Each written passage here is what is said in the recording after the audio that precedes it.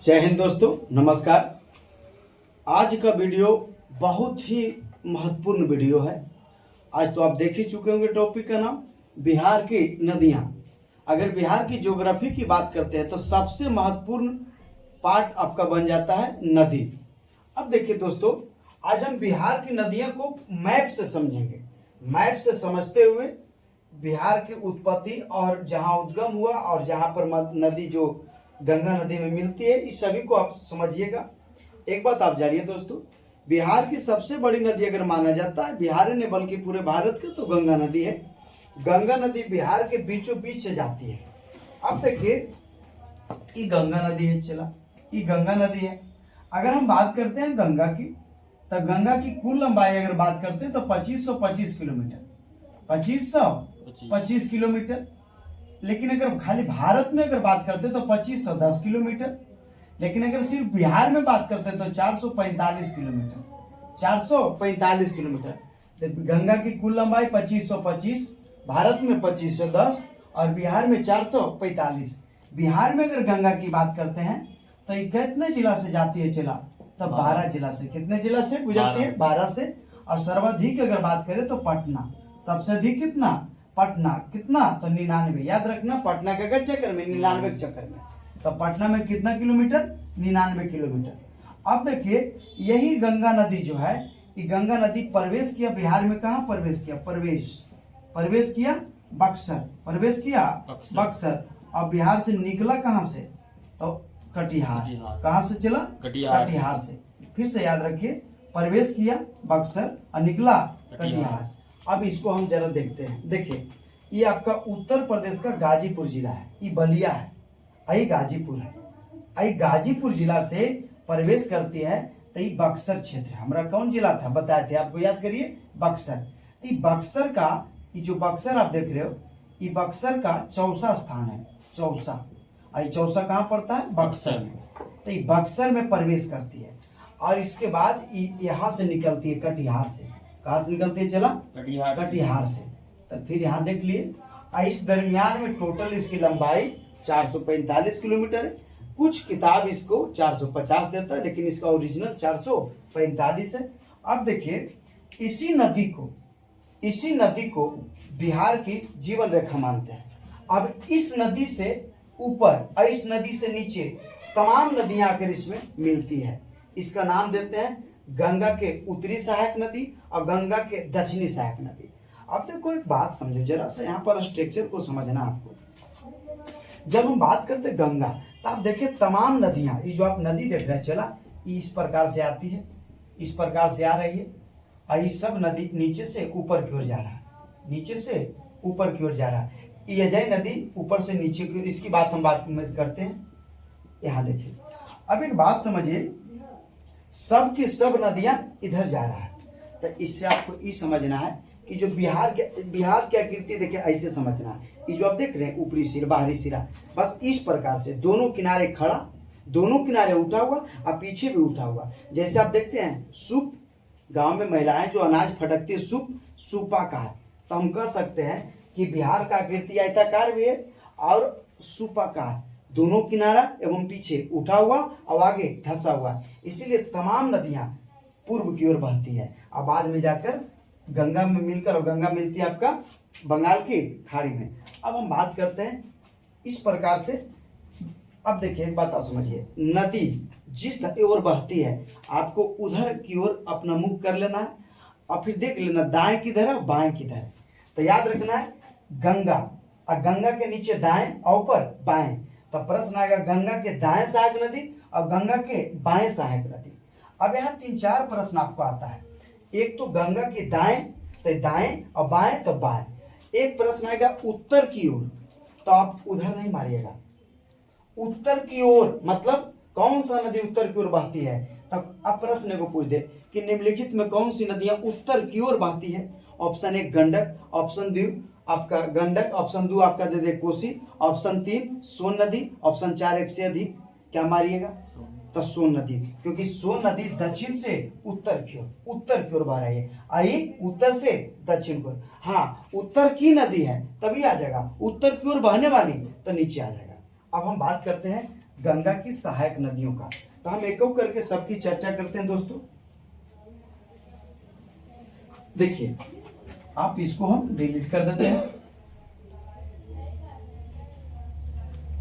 देखिए, पहली सहायक नदी जो आप बात करते हैं, पहले उत्तरी सहायक नदी की बात कर लेते हैं, उत्तरी सहायक की बात कर लेते हैं। चलो, तो उसमें पहला आता है सरयू नदी। सरयू नदी, जिसे हम बिहार में कहते हैं घाघरा नदी। कौन सा नदी? घाघरा नदी। देखिए, यही है सरयू। जो सरयू यही नदी है जिसकी लंबाई लगभग 1080 के आसपास, मतलब लगभग 1000 किलोमीटर है।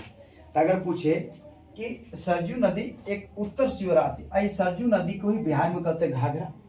अब देखिए, ये आकर यहाँ छपरा के पास, कहाँ चला? छपरा। छपरा, छपरा,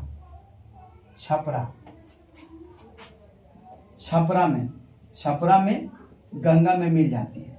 गंगा में मिल जाती है, मिल जाती है। अब इससे वो प्रश्न आएगा कि कौन सा नदी बिहार और उत्तर प्रदेश के बीच सीमा बनाती है। तो देखिए, आपका कौन सा नदी हो जाएगा? घाघरा। ये आपका यहाँ सीमा बनाती है। अब देखिए, एक नदी है नीचे कर्मनाशा, वो भी बताएंगे आपको। कर्मनाशा नदी भी सीमा बनाती है, लेकिन उत्तर की ओर से कौन नदी? तो घाघरा। दूसरी बात करते हैं गंडक नदी का। चला, बड़ा महत्वपूर्ण नदी है गंडक। देखो, गंडक नदी की अगर बात करते हैं, गंडक, तो गंडक नदी की चर्चा आपका वेद में भी किया गया है। चला, वेद में गंडक नदी को सदा नीरा कहते हैं। वेद में गंडक नदी को क्या कहा गया? सदा नीरा, अर्थात सालों भर इसमें पानी रहता है, इसमें सालों भर पानी रहता है। अब देखिए, गंडक नदी निकलती है नेपाल से। कहां से निकलती है? चला, नेपाल से। अब देखो, यह एक बात समझना आप ध्यान से। नेपाल में, कहा? नेपाल में। तो नेपाल में भी कहा? पर्वतीय क्षेत्र में, पर्वतीय क्षेत्र में। इसका नाम है शालिग्राम, शालिग्राम, शालिग्राम। और बात करते हैं मैदानी क्षेत्रों में, मैदानी में, तो इसी का नाम है नारायणी, नारायणी। अब देखिए, ये दोनों कहाँ? नेपाल में। तो हम कह सकते हैं चला कि नेपाल में गंडक नदी को पर्वतीय क्षेत्रों में क्या कहते हैं? शालिग्राम। और नेपाल के मैदानी भाग में गंडक को क्या कहते हैं? नारायणी नदी।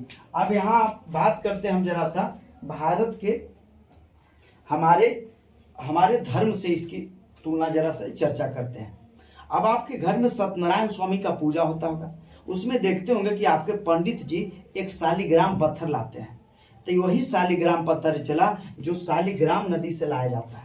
आप राम मंदिर के बाद जो अयोध्या में, अयोध्या में जो राम मंदिर, नए राम मंदिर का जो निर्माण हुआ, तो उसमें जो श्री राम प्रभु का जो मूर्ति बना है चला, उसे ही पत्थर से बना, शालिग्राम नदी के ही पत्थर से बना है।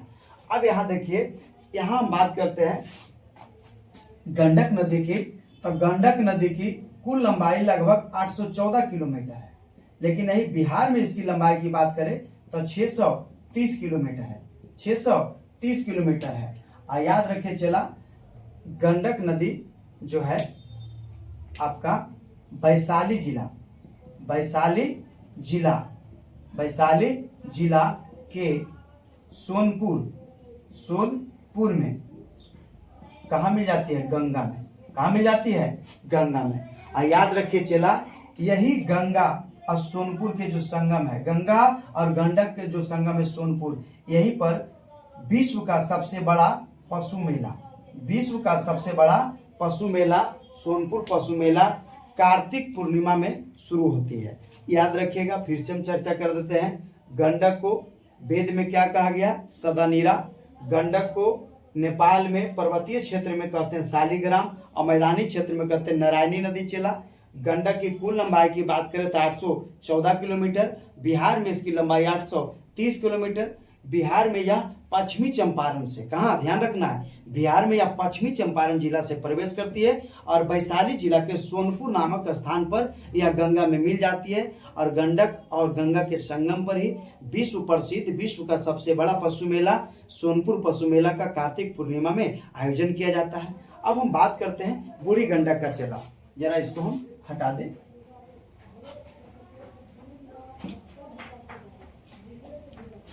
अब हम बात करते हैं बूढ़ी गंडक का। बूढ़ी गंडक का। देखिए बूढ़ी गंडक की अगर उत्पत्ति की बात करें, उत्पन्न तय हुआ चला सोमेश्वर की पहाड़ी से। सोमेश्वर की पहाड़ी से यह निकलती है और सोमेश्वर की पहाड़ी से निकलती है। और याद रखिएगा बूढ़ी गंडक लगभग 320 किलोमीटर की दूरी तय करती है और खगड़िया के पास गंगा में मिल जाती है। फिर से निकला सोमेश्वर की पहाड़ी से 320 किलोमीटर की दूरी तय करके खगड़िया में गंगा के पास मिल जाती है चला। और याद रखिएगा खगड़िया में गंगा से मिलने से पहले इसी पर एक झील बनता है। उस झील का नाम है कांवड़ताल झील। कौन झील? कांवड़ताल झील। कांवड़ताल झील को 2020 में रामसर स्थल में जोड़ा गया। प्रश्न आएगा बिहार का पहला रामसर स्थल कौन सा है? कांवड़ताल झील। हालांकि दो रामसर स्थल और बढ़ गया चला। जमुई में 2 झील है, नागी और नकटी। अब इस प्रकार से बिहार में कितने रामसर स्थल? 3। अब देखिए जरा सा बात कर लेते हैं हम बूढ़ी गंडक के इतिहास के बारे में। तो देखो जरा चलो ध्यान देना, बूढ़ी गंडक जो है इस प्रकार से निकलती है। एक नदी है जिसका नाम है सिकराना। एक नदी है सिकराना नदी। और एक नीचे में एक नदी है त्यूर नदी। और सिकराना और त्यूर जो मिलती है तब इसका नाम पड़ता है गंडक ने, बल्कि बूढ़ी गंडक। तो फिर से ध्यान दीजिएगा, यहां से हम इसकी दोबारा रिवीजन करते हैं, दोबारा हम चर्चा करते हैं मित्रों इसको। आइए, बूढ़ी गंडक कहां से निकला? सोमेश्वर की पहाड़ी से। बूढ़ी गंडक जो है किन दो नदी को मिलने से बना है? सिकराना और त्यूर। इसको पहले लिख लीजिएगा तब ये सब लिखेगा। सिकराना नदी और त्यूर नदी मिलने से क्या बनता है? बूढ़ी गंडक। बूढ़ी गंडक 320 किलोमीटर लंबी है, जो खगड़िया के पास गंगा में आकर मिल जाती है। जब यह गंगा में मिलने से पहले बेगूसराय में इस पर एक झील बनता है, गोखुर झील। और गोखुर झील, उस झील का नाम है कांवड़ताल कैसी झील है? तो गोखुर झील है। और बिहार का पहला रामसर स्थल है जिसकी घोषणा 2020 में कर दिया गया है। अब देखिए चला हम बात करते हैं बागमती और कमला की। देखिए जरा ध्यान दीजिएगा इस पर। कमला और बागमती, कमला नदी और बागमती नदी। देखिए ध्यान दीजिए, ये दोनों का दोनों कोसी का सहायक है। इसमें एक बात ध्यान रखिएगा कि जो बागमती है इसकी एक धारा हल्का सा नीचे की तरफ भी आता है और कभी कभार यह धारा बूढ़ी गंडक में आकर मिलती है। तो इस प्रकार से कभी कभी देखिएगा कि अब बागमती कोई धारा को बूढ़ी गंडक से मिला होगा, लेकिन एक्चुअली में किसकी सहायक है? कोसी का। अब एक बात देखिए, बागमती से एक बहुत अच्छा प्रश्न बनता है। यही बागमती नदी है, बागमती नदी जो नेपाल की राजधानी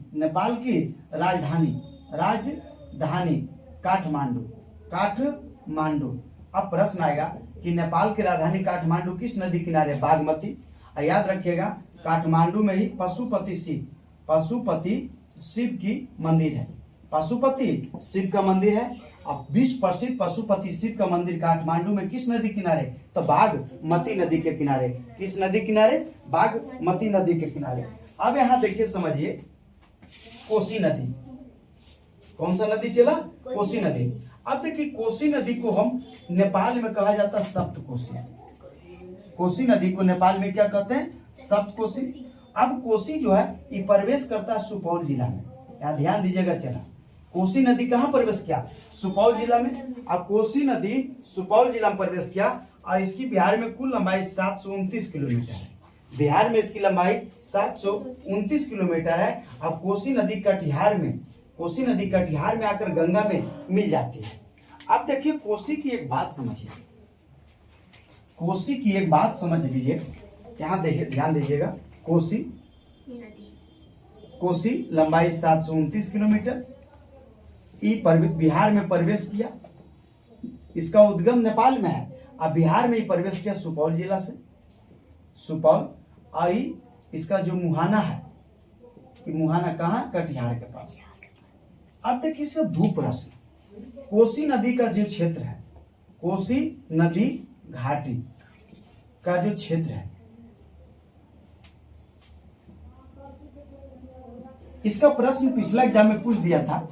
समुद्र तल से ऊंचाई, समुद्र तल से ऊंचाई इसकी लगभग 30 मीटर है। कितना ऊंचाई चला, 30 मीटर। और याद रखिएगा कोसी जो है मार्ग परिवर्तन बड़ा करता है, मार्ग परिवर्तन के लिए जाना जाता है। अब मार्ग परिवर्तन करने के कारण चला, इसे हम कहते हैं सैरों बिहार, अर्थात बिहार का शोक, बिहार का शोक। ये भी प्रश्न बहुत बार पूछा जा चुका है कि किस नदी को बिहार का हम शोक कहते हैं, तो कोसी नदी को कहते हैं बिहार का शोक। अब यहाँ ध्यान दीजिए, एक बार फिर से हम बिहार की कोसी की चर्चा कर ले। कोसी कहाँ से निकला चला, तो कोसी निकला आपका नेपाल से। नेपाल में इसे किस नाम से जानते हैं, सप्तकोसी। कहाँ प्रवेश किया बिहार में, सुपौल। बिहार में इसकी लंबाई 729 किलोमीटर, और बिहार में कटिहार के पास ही कहाँ मिल जाती है, गंगा में। अब एक बात करते हैं, एक नदी है महानंदा, चलो ध्यान देना। महानंदा नदी जो है ये उद्गम हुआ है, इसका उद्गम जो है दार्जिलिंग की पहाड़ी से हुआ, दार्जिलिंग की पहाड़ी से, दार्जिलिंग की पहाड़ी। और दार्जिलिंग की पहाड़ी कहाँ चला, वेस्ट बंगाल, वेस्ट बंगाल में। अब यहाँ एक बात समझिएगा, ये जो आप देख रहे हैं दार्जिलिंग की पहाड़ी, तो ये जो दार्जिलिंग की पहाड़ी है चला, ये वेस्ट बंगाल में है। और महानंदा जो है, देखिए एकदम जस्ट मैप में देखिए, तो यहाँ से एक प्रश्न बनता है कि किसके किसके बीच सीमा बनाती है, तो बिहार, बिहार वर्सेज वेस्ट बंगाल, वेस्ट बंगाल। मतलब बिहार और बंगाल के बीच कौन सा नदी सीमा बनाती है, तो महानंदा। और महानंदा याद रखना चला, गंगा के सबसे पूर्वी और अंतिम सहायक नदी महानंदा। फिर से बोल दो, गंगा के सबसे पूर्वी और अंतिम सहायक नदी महानंदा नदी है। अब हम बात करते हैं दक्षिण की, बिहार में गंगा की दक्षिणी सहायक नदी। अब देखिए जरा सा हम इसको हटा दें।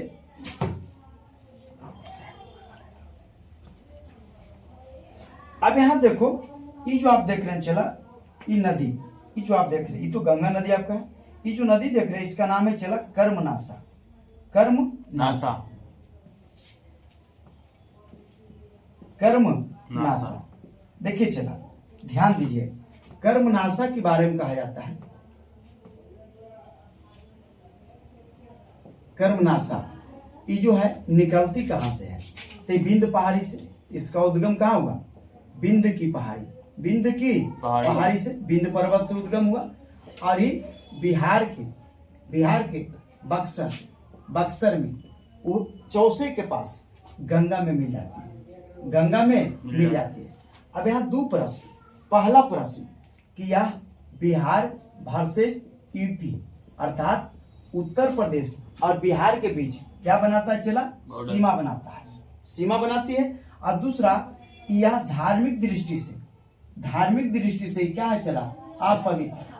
प्रश्न आएगा, बिहार की कौन सी नदियां हैं जो धार्मिक दृष्टि से अपवित्र है, जिसके बारे में कहा जाता है कि उस नदी में प्रवेश मात्र से, स्नान मात्र से आपके सभी अच्छे कर्म खुल जाते हैं।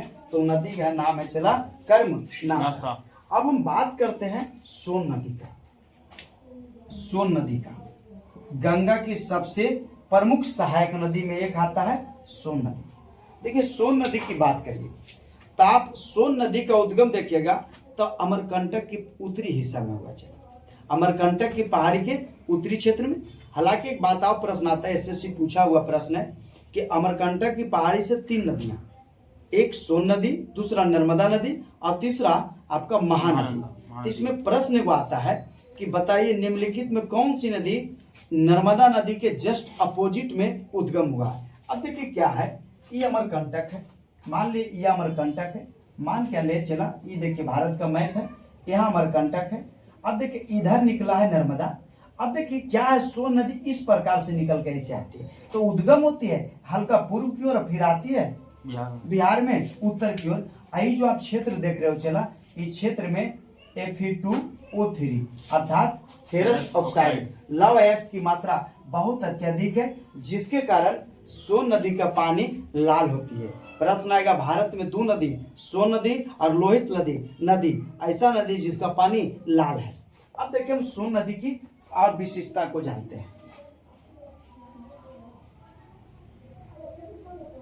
ध्यान दीजिए चला, सोन नदी, सोन नदी देखिए, इस सोन नदी निकलती अमरकंटक से बिहार में प्रवेश की बात करें चला, बिहार में तो ये प्रवेश करता है आपका रोहतास में और आपको दानापुर में गंगा में मिल जाती है। पटना के दानापुर में गंगा में मिल जाती है। अब देखिए आपका यहाँ से बहुत सारा प्रश्न आता है। पिछला बार टीचर बीपीएससी में भी पूछ दिया, इस बार आपका 65वीं बीपीएससी में भी पूछा था। बहुत सारे यहाँ प्रश्न आते हैं। ध्यान दीजिए प्रश्न क्या आता है। प्रश्न है कि जो आप देख रहे हैं सोन नदी, तो सोन नदी में एक सहायक नदी है चला उत्तरी कोयल। तो एक प्रश्न आता है कि उत्तरी कोयल किसकी सहायक नदी है। और ऑप्शन में आपका था कि सोन नदी, ऑप्शन 2 महानदी, ऑप्शन 3 गंडक नदी, ऑप्शन 4 एक से अधिक। अब देखिए चला यहाँ फंसता है लोग कैसे। देखिए आप लोग बचपन से पढ़ते आ रहे हैं कि कोयल नदी जो है महानदी की सहायक नदी है, लेकिन नहीं, कोयल नहीं बल्कि दक्षिणी कोयल नदी जो है वो महानदी का सहायक है। शंख और दक्षिणी कोयल महानदी का सहायक है, जबकि उत्तरी कोयल नदी सोन नदी का सहायक है। तो याद रखिएगा गोपद नदी और उत्तरी कोयल नदी किसकी सहायक है, सोन नदी की सहायक है और सोन नदी की सहायक है। याद रखिएगा चला, यही सोन नदी पर रोहतास के आसपास में सोन परियोजना जो लगभग शायद जहां तक ख्याल 1874 ईस्वी के आसपास में बना था, 74-76 के फेज में पूरा बना था। तो एक प्रश्न आएगा बिहार का सबसे पुराना नदी घाटी परियोजना कौन सा है, तो सोन नदी घाटी परियोजना।